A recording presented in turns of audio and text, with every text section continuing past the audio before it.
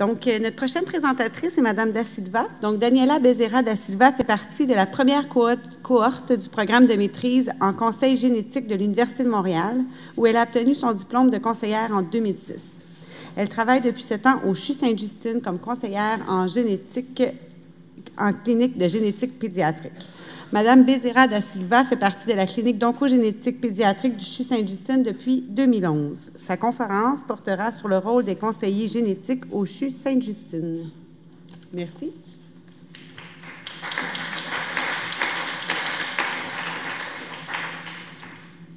Bonjour.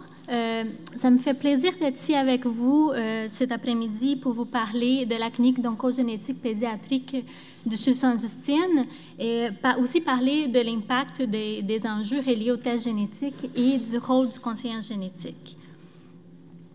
Donc, tout d'abord, j'aimerais vous faire un bref aperçu sur la profession de conseiller en génétique parce que c'est encore une profession qui n'est pas très bien connue, même dans les milieux médicaux. Donc, le conseiller génétique, c'est un professionnel titulaire d'une maîtrise en conseil génétique. Il existe 5 programmes de formation au Canada, donc 2 à McGill, 2 à Montréal, donc un à McGill et un de l'Université de Montréal, qui existent depuis 2004. Donc, ce sont des programmes très contingentés qui n'acceptent que 3 à 5 étudiants par année. C'est une formation de 2 ans sous forme de cours théoriques, des ateliers, des stages cliniques, un milieu de génétique médicale. Une accréditation est décernée par l'Association canadienne des conseillers en génétique par un examen qui est offert à chaque 2 ans. Donc, les conseils génétiques, c'est un processus par lequel les patients puis leurs familles qui ont risque d'une maladie héréditaire, ils sont guidés, sont informés, ils sont accompagnés tout au long de ces processus. Donc, les conseillers en génétique ont le rôle d'aider les patients à mieux comprendre la maladie, l'évolution, les pronostics, les traitements, d'aider à comprendre la transmission et les risques de transmission de cette maladie dans la famille. On discute des options, des tests sont disponibles, que ce soit des tests diagnostiques, tests prédictifs ou dans un contexte de diagnostic prénatal ou de diagnostic préimplantatoire aussi. On l'aide les patients dans la prise de décision pour ces tests, toujours en respectant leurs objectifs et leurs principes moraux. Et nous offrons aussi du support et du soutien psychologique. Donc, les tests génétiques ont certaines particularités qu'on ne trouve pas d'habitude dans d'autres tests médicaux. Donc, tout d'abord, l'information génétique, elle est inchangeable tout au long de la vie d'un individu, dès la conception jusqu'à sa mort. Par conséquent, un test génétique, dans certains cas, peut prédire la survenue future d'une maladie. Donc, un test génétique aussi peut avoir un impact sur d'autres membres de la famille. Et pour ces raisons, le test génétique comporte certains enjeux auxquels les cliniciens devraient être sensibilisés. Donc, évidemment, il y a plusieurs avantages au test génétique. Ça permet de mieux prévoir l'évolution et les pronostics d'une maladie, de préciser l'intervention à privilégier, de déterminer les risques pour d'autres membres de la famille, aussi de diminuer les stress psychologiques, même dans les cas d'un résultat positif. Dans certaines situations, pour certaines personnes, ça peut être moins anxiogène que de rester dans les doutes.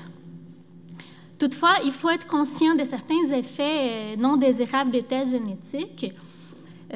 Aujourd'hui, on utilise de plus en plus des panels de gènes, des dizaines, des centaines de gènes dans le but de trouver l'étiologie génétique d'une condition. Et donc, on est exposé de plus en plus à des résultats qui nous montrent des variants de signification clinique incertaines. Et ce n'est pas toujours possible, même si on teste les parents ou si on regarde dans des outils informatiques, vraiment déterminer si ces variants sont pathogéniques ou pas. Donc, on peut rester avec des résultats qui sont ambigus et donc on ne peut pas statuer sur si c'est varié en effet sur les phénotypes du patient. Donc, c'est pas évident d'interpréter certains tests génétiques et on peut observer des mauvaises interprétations de certains résultats, comme par exemple, un de ces VUS peut être mal interprété dans un résultat qu'on trouve dans un dossier médical montrant un VUS et ces résultats peuvent être interprétés comme étant pathogéniques et donc on peut retrouver dans des notes de dossier comme si le patient a une mutation et que c'est bien la cause de la condition du patient sans que ce soit nécessairement le cas. Aussi, certains résultats négatifs peuvent porter certaines particularités parce que ce n'est pas dans un contexte où le patient il est symptomatique et on passe en test génétique et les résultats reviennent négatifs. Ça ne veut pas dire qu'il n'y a pas de condition génétique, donc ça peut signifier plutôt que c'est un résultat non informatif. Un peu à l'encontre des avantages du test génétique, donc qui peut diminuer la détresse psychologique. Un test génétique peut, au contraire, causer une détresse psychologique. Donc, évidemment, avec un résultat positif, mais aussi certains résultats négatifs. On observe en condition de prédisposition au cancer que dans une famille, un individu qui passe en test prédictif, qui a un résultat négatif, mais dans sa famille, il existe plusieurs membres qui ont développé un cancer, qui ont une mutation. Cet individu-là peut se sentir coupable d'être le seul, de ne pas avoir hérité de cette mutation. Il peut aussi se sentir isolé dans sa famille. Alors, si on parle plus précisément des tests génétiques prédictifs chez l'enfant, donc un enfant qui est asymptomatique, mais qui dans sa famille, il a connu une mutation germinale chez un des membres de la famille qui prédispose à un cancer. Donc, ces tests-là prédictifs peuvent être indiqués dans certaines situations. Il peut apporter des bénéfices. Donc, quand les résultats négatifs, bien sûr, ça réduit l'anxiété chez les parents, ainsi que chez l'enfant, l'adolescent, et ça peut aussi enlever la préoccupation du risque de cancer chez cet enfant. Quand le résultat est positif, et c'est pour cette raison-là que les tests est surtout offert, ça permet d'introduire une surveillance médicale pouvant prévenir des complications et pouvant aussi diagnostiquer et traiter précocement les cancers. Toutefois, il faut se rappeler que le test génétique peut causer du tort également. Donc, ça peut affecter l'estime de soi de cet enfant, ça peut briser l'équilibre émotionnel dans la famille, ça peut causer des sentiments de culpabilité chez les parents qui a transmis la mutation à son enfant, et même, dans certaines situations, de l'accusation de la part de l'autre parent non porteur, même si ça peut être subtil ou d'une façon inconsciente. Aussi, les tests génétiques chez un enfant asymptomatique, donc c'est un bris de l'autonomie de l'enfant. On enlève les droits de cet enfant de décider par lui-même s'il veut passer les tests génétiques, s'il veut savoir les résultats. Ça apporte aussi un risque de stigmatisation en milieu médical, mais aussi de la part des parents.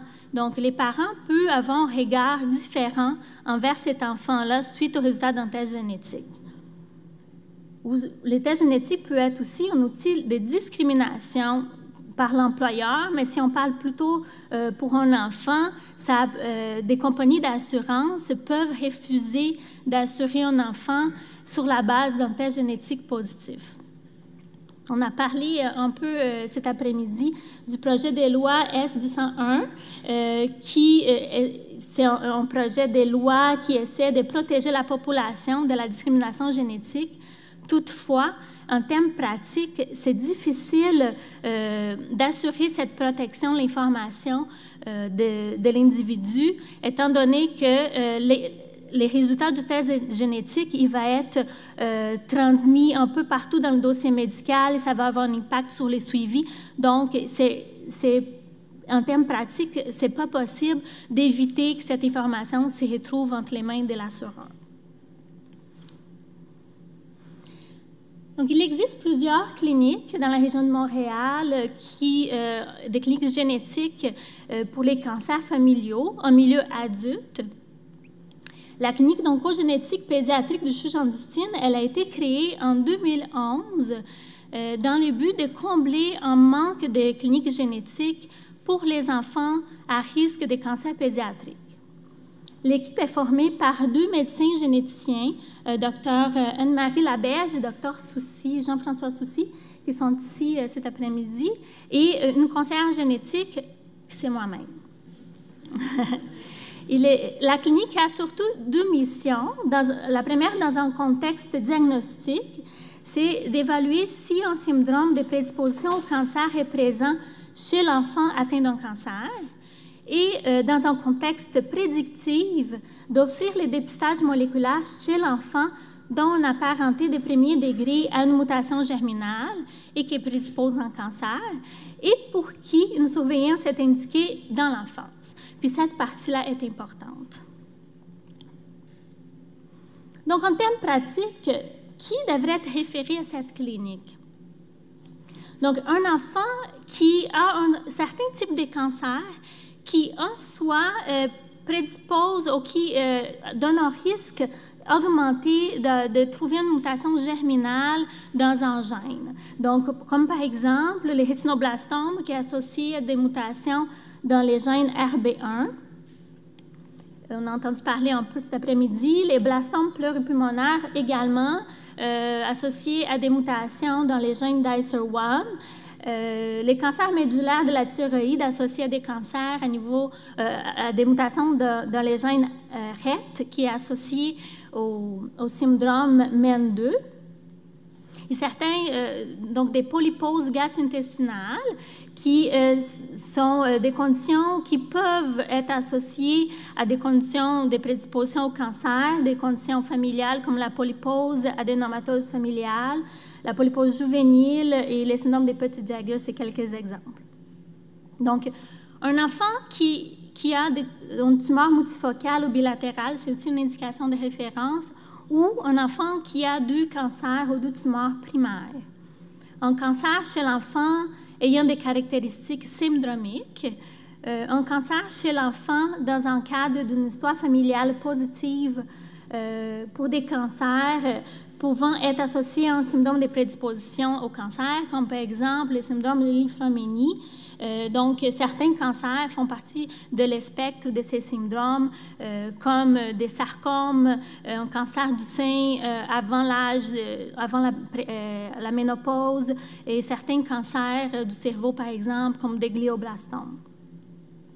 Un enfant sans histoire de cancer, donc dans le contexte prédictif, et dont le père, la mère ont un frère ou une sœur, qui a eu un cancer, puis une mutation germinale a été identifiée, et pour qui les dépistages moléculaires détermineraient les besoins d'un suivi médical en enfance. Toutefois, quand un enfant qui n'a pas d'histoire de cancer, il a des apparentés avec d'antécédents des cancers, et quand les cliniciens suspectent que ces cancers dans cette famille-là peuvent être associés à un syndrome de prédisposition au cancer dès l'âge adulte, il est préférable d'évaluer les parents de la branche familiale ayant une histoire familiale positive des cancers, et c'est l'adulte qui doit être référé à une clinique de génétique adulte. Comme par exemple, ici, un contexte où votre patient, c'est un enfant, mais dans l'histoire, cet enfant n'a jamais eu de cancer, mais il y a une tante qui a eu un cancer du sein à l'âge de 35 ans. Donc, ça peut être une indication que la famille soit référée à une clinique de cancer familial un milieu adulte.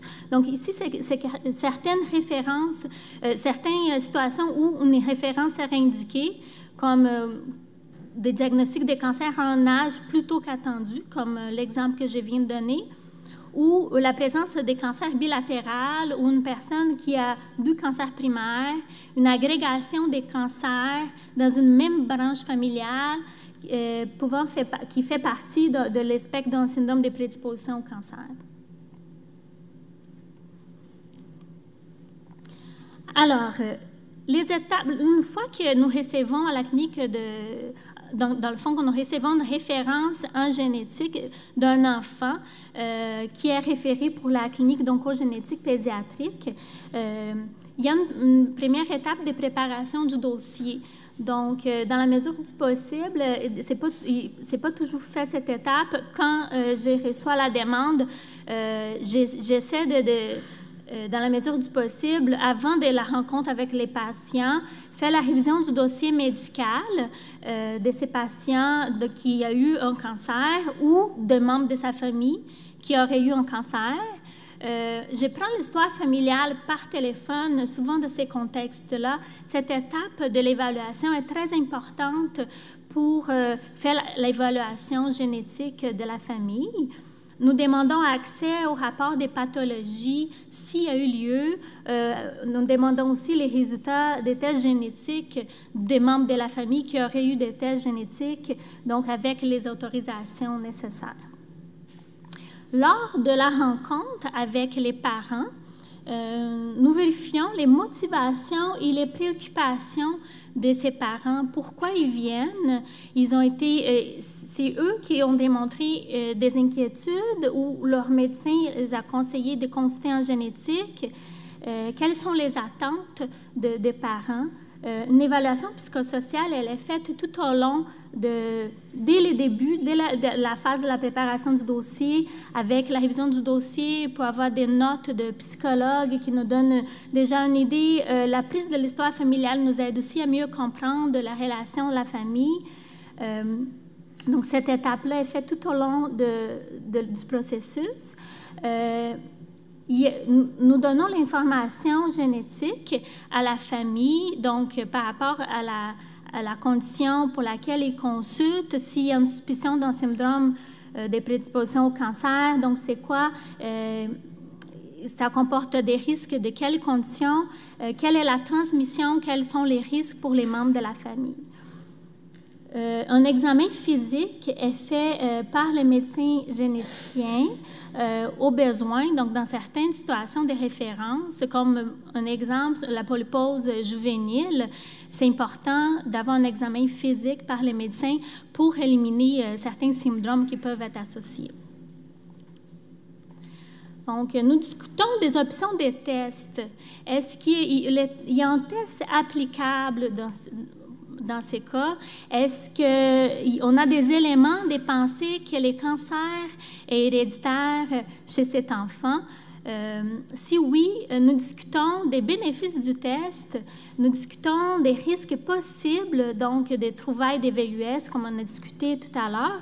Les limites du test également. Est-ce qu'un résultat négatif va nous permettre d'éliminer la présence d'un syndrome de prédisposition au cancer ou c'est simplement non informatif? On discute également avec les parents, la famille, de l'impact du résultat positif.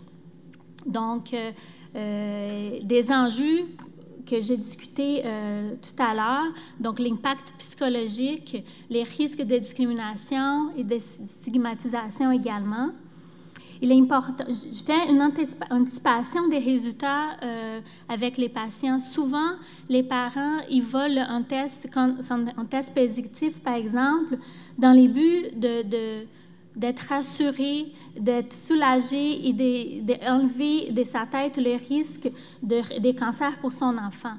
Mais il faut aussi penser à l'autre possibilité d'un résultat positif. Et donc, de faire l'anticipation des résultats, c'est de poser des questions. Et si vous passez les tests à votre enfant, ces résultats reviennent positifs, comment allez-vous vous sentir? Comment allez-vous réagir à ces résultats? C'est important de faire une évaluation de l'état psychologique des parents. Est-ce que c'est le bon moment pour cette famille de passer ces tests? Est-ce qu'ils traversent d'autres épreuves dans leur vie? Est-ce qu'il y a des séparations? Est-ce qu'il y a un deuil? Est-ce que les diagnostics de cancer récents sont encore sous les chocs? Est-ce que les parents ont des parents font une dépression? Est-ce qu'ils ont un bon réseau de support? Donc, toutes ces questions-là, c'est important de s'assurer que les parents sont vraiment prêts à cette étape-là du test génétique. Aussi, il faut permettre du temps de réflexion, sauf dans des situations où le test génétique doit être fait quand même assez rapidement, que ça peut avoir un impact sur les traitements du cancer. Dans plusieurs situations, ces tests-là peuvent être reportés dans une semaine, un mois ou quelques années, dépendamment de comment les parents s'y sentent, et ils peuvent... C'est important qu'ils sachent que nous sommes là, disponibles, à les revoir au moment où ils seront prêts. Donc, si les parents puis la famille est prêt au test génétique, donc il y a un consentement qui doit être signé, et ce consentement-là, il est donné suite à toutes ces discussions-là, qui, évidemment, c'est un consentement libre et éclairé. La communication du résultat peut se faire par téléphone ou lors d'une consultation de suivi. Dans certaines situations, il y a des recommandations de suivi médical à faire, et ces recommandations sont faites par la lettre qui est envoyée au médecin référent, au médecin traitant, donc avec en coordination, donc en parallèle avec les médecins généticiens qui va co-signer la lettre également. Nous discutons de dépistage familial quand c'est nécessaire, quand c'est indiqué de tester d'autres de la personne de la famille, et la recherche de groupes d'espoir quand la famille est intéressée. Donc, si vous êtes intéressé, si vous avez des patients à référer à la clinique d'oncogénétique pédiatrique du CHU Sainte-Justine, vous pouvez le faire par courrier interne, d'envoyer vos références au 6e bloc 7 ou par fax au 4766 par téléphone si vous avez des questions.